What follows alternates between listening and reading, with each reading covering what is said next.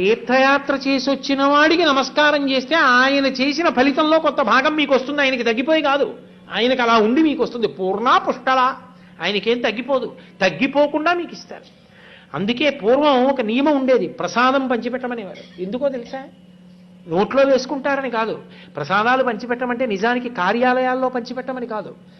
ఓడు వద్దనేవాడు, ఓడు పుచ్చుకునేవాడు, చెప్పులు వేసుకున్నవాడు, బూట్లు వేసుకున్నవాడు ప్రసాదం పుచ్చుకుంటే పంచిన వాడిది పాపం.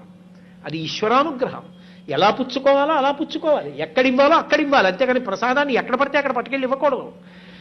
ఎవరు యోగ్యులో వారికి పిలిచి పిలిచి ఇవ్వాలి ప్రసాదాన్ని. ఎందుకో తెలుసా?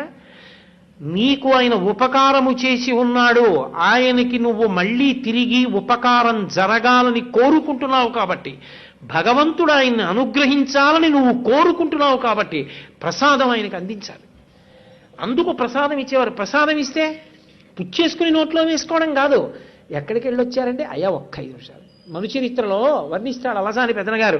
ఏ ఏ దేశములను వసించి తిరిమీరే ఏ గిరిలు చూచినారు, ఏ ఏ పుణ్యతీర్థముల ఎందు గ్రుంకిడి తిరిగి అని అడుగుతాడు.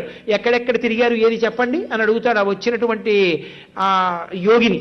ఆ పాదలేపనం ఉన్న కారణం చేత ఆయన అన్ని చోట్ల తిరిగి వస్తాడు. కాబట్టి అటువంటి స్థితిలో తీర్థయాత్ర చేసి వచ్చిన వ్యక్తిని కూర్చోపెట్టి అడుగుతారు. అడిగితే అయ్యా ఆయన స్వామి పుష్కరిణికి వెళ్ళానండి, అబ్బాయి ఏమి సంతోషం, ఏమి సంతోషం. అదేం చేస్తుందో తెలుసా? ఇంకొకరిని ప్రేరేపిస్తుంది. నేను జ్ఞాపకం పెట్టుకుంటాను, వచ్చేసారి మీరు ఎడుతున్నప్పుడు కాస్త నాకు చెప్దురు, నేను వస్తాను అంటాడు. ఒక జ్యోతి ఇంకొక జ్యోతిని వెలిగించినట్టు ఒకడు 10 మందికి దారి చూపించాలి, అందించాలి, అవకాశం ఇవ్వాలి. అందుకే తీర్థయాత్ర. తీర్థయాత్ర అంటే ప్రధానమైన నియమము తీర్థస్నానమే.